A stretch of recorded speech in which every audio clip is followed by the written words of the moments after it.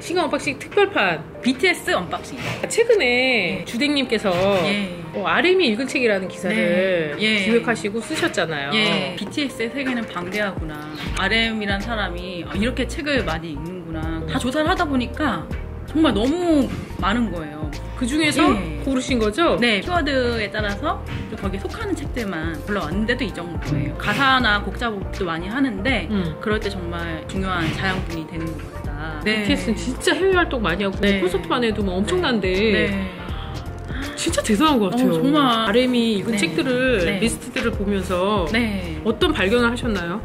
보통 이제 누군가의 서재를 보면 그 사람을 알 수 있다고 생각이 되잖아요. RM이 읽은 책을 보면 RM을 알 수 있겠네요. 그렇죠. 정말 다양했어요. 정말 책을 좋아하는 열독가다라는 거를 제가 발견했습니다. 이야, RM이 읽는 책들이 뭐 너무 유명한 책 이렇게보다는 정말 자기가 책을 많이 읽는 사람들만이 찾아서 읽는 주도적인 그런 책 읽기를 하고 있는 것 같다. 그런 걸 봤을 때는 데뷔 이전부터 독서가였을 것 같아요.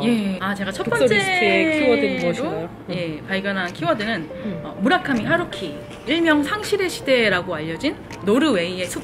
다른 책들도 되게 많이 읽었더라고요. 맞아요. 대표적으로 이제 2017년에 신규 미니 앨범을 발표한 기자 간담회장에서 무라카미 하루키 이야기를 했어요. 앨범에 수록되어 있던 바다가 1Q84 책에서 영감을 받아서 만들었다. 그래서 가사 내용 중에도 책 구절인 희망이 있는 곳에 시련도 있다. 그 구절이 나와요. 책 문구를 그대로 가져왔네요. 좀 책이 직접적인 영향을 줬고요. 또 그 기자회견장에 오기 전에도 바로 기사단장 죽이기를 읽다가 올라왔다. 최신작을 읽고 오셨네요. 그냥 뭐 한 권 봐야지 했었으면 상실의 시대 한 권 봤었을 거예요. 근데 뭐 1Q84 그리고 기사단장 죽이기 하나하나 도장되기 있지. 이때 딱 빠졌던 게 아닌가. 저는 무라카미 하루키 전성기가 90년대였다고 생각했는데요. 그래서 저는 RM이 이 책을 읽은 게 조금 의외였어요. 좋은 문학이라는 거는 소설이라는 건 이제 시류가 중요하지 않으니까. 다음 주제는 심리.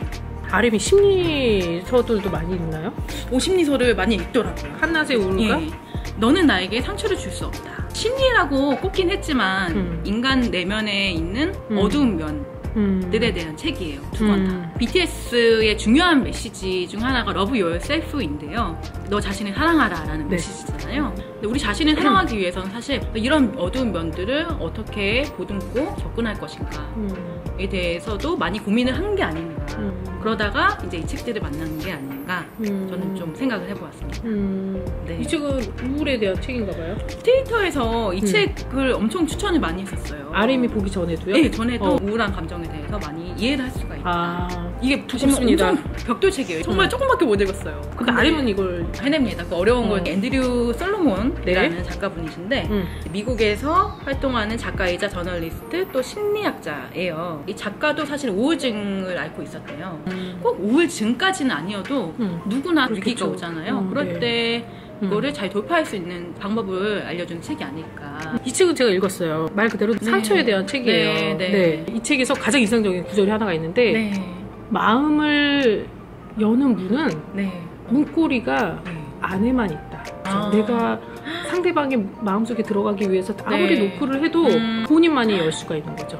그래서 너무 소름 돋았어요. 상처로부터 자신을 보호하는 것들에 대해서 이야기를 하고 있어요. 상처를 유독 많이 보는 사람이 봐도 좋고요.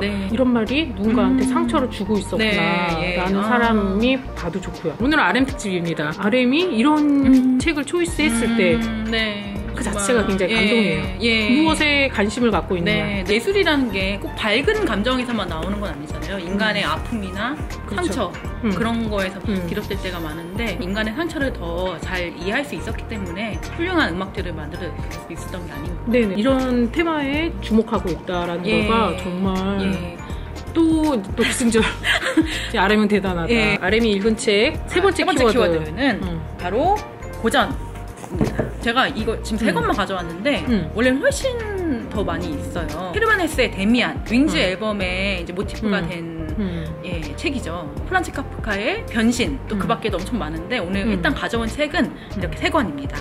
먼저 알베르 까뮈의 이방인. 이 책은 조금 특별한 사연이 있어요. RM이 한 인터뷰에서 내가 까뮈의 소설을 조금 더 빨리 읽었더라면 이름을 엠몬스터로 짓지 않았을 것이다. 그럼 뭐라고 지었을까요? 그래서 이름을 바꾼 게 RM이에요. 알베르 까미가 한 말이 네. 이제 가장 좋은 예술은 말을 적게 하는 예술이다. 여백을 남겨서 사람들로 하여금 그 여백을 스스로 채울 수 있게 하는 게 좋은 예술이다. 라고 말을 했대요. RM이 어떤 의중을 갖고 있었는지 모르겠지만 조금 더 간결하게 느껴져서 그렇게 바꾼 게 아닌가. 알베르 까미는 사실 실존주의 철학에 영향을 받은 소설가인데요. 그 전까지는 사실은 어떤 눈에 보이지 않는 본질, 이념적인 것에 많이 치중을 했다면 이제 알베르 까미뿐만 아니라 뭐 사르트르 같은 이제 철학자, 뭐 작가들이 실존주의를 1900년도 초반에 눈에 보이지 않는 희망이 아니라 지금 실존에 충실하자 사상에 입각해서 작품을 쓰게 됩니다. 그 대표적인 거죠. 네. 조지 오웰의 1984. 1984. 그리고 1984. 랄프 와일드 에머슨의 자연. 최근에 읽었다고 나온 맞아요. 거죠? 예, 이게 9월 17일에 이제 방탄소년단 공식 유튜브에서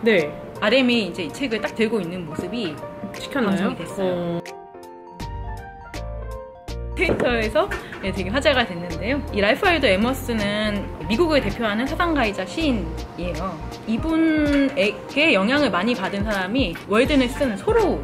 랄프 와일드 에머슨이 조금 더 스승과 같은 존재였던 것 같아요. 소로우의 월드 나는데 에머슨의 자연은 이 책이 그 랄프 와일드 에머슨의 사상을 대표하는 5편의 글을 모은 책이에요. 선집이라고 할 수 있죠. 자연, 자립, 보상, 경험, 운명. 저도 잠깐 조금 읽어봤는데 되게 좋았던 문장이 뭐냐면요.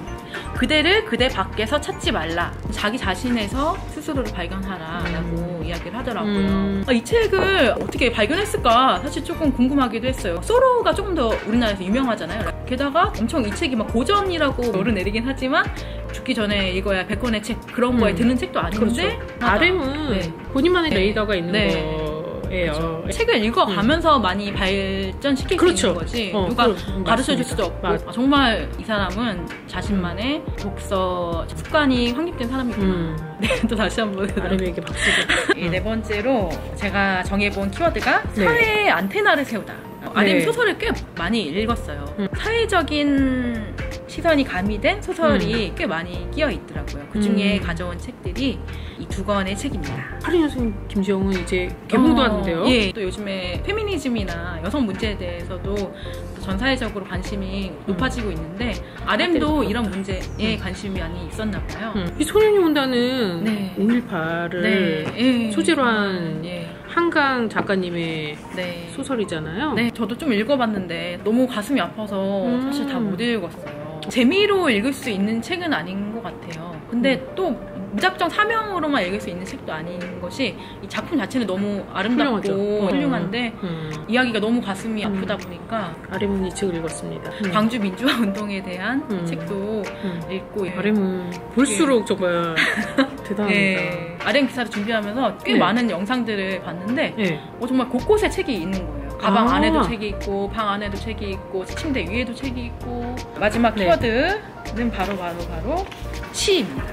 시가 나왔습니다. 시까지 RM이 읽은 시는 엄청 많잖아요. 시집을 읽었어요. 정호승 시인을 좋아하는 것 같아요. 그래서 정호승 시인의 이 짧은 시간 동안 우리가 어느 별에서 등을 읽는 모습이 목격이 되기도 했고요. 또 그 밖에 류시화 시인의 지금 알고 있는 걸 그때도 알았더라면 사랑하라 한 번도 상처받지 않은 것처럼 그런 시집도 읽었습니다. 문제잡 남자라는 그 TV 프로그램에 출연했었잖아요. 하상욱의 서울시. 이런 게 너무 좋은 지점이 사실은 정호승 시인같이 명망 있는 시인도 있는 반면에 사실 하상욱 시인은 좀 우습게 보는 독자들도 많이 있어요. 저는 이런 시인의 시도 읽고 무거운 것도 읽고 가벼운 것도 읽고 모두 다 섭렵한다는 게 저 이런 게 너무 좋거든요. 너무 심각한 채 하지 않고 또 너무 가볍지도 않고 자신만의 취향이 명확하면서도 넓다는 게 대단하다. 딱 내 취향이다. 그러니까 프레임이 없는 것 같네요. 카테고리로 저희가 굳이 키워드를 5개를 뽑아 오시긴 했지만 맞아요. 정말 사실은 훨씬 더 방대하고 넓은 독서 취향을 가지고 있는 거죠. 시를 굉장히 많이 보신다는 거는 최고봉에 있다고 봐야 될 것 같아요. 독서계 최고봉. 다양하게 읽고 생각을 하니까 좋은 음악이 나오고 예술이 나오는 거구나. 사람이 훌륭해지는 거죠. 나 자신도 이해를 하고 사회에서의 타인에 대한 이해도 높아지는 거고. 네. 정말 RM은 제 인생에 RM을 만나볼 일이 없겠지만 네, 저도 한번 만나고 싶어요. 이야기하고 싶고 물론 음악도 너무 좋지만 정말 좋은 사람, 꽉 찬 사람일 것 같고 RM의 이런 책들을 저희가 한번 따라가 보았는데요. RM은 한 수위다. 저희가 굳이 5개의 키워드를 뽑아서 진행해 보았습니다. 저는 따라가고 싶어요. 멀리서 독서 친구로 맞습니다. 응원하면서 지켜보고. 네, 저도 응원하겠습니다. 사랑합니다. 신간 언박싱 구독, 좋아요 부탁드릴게요.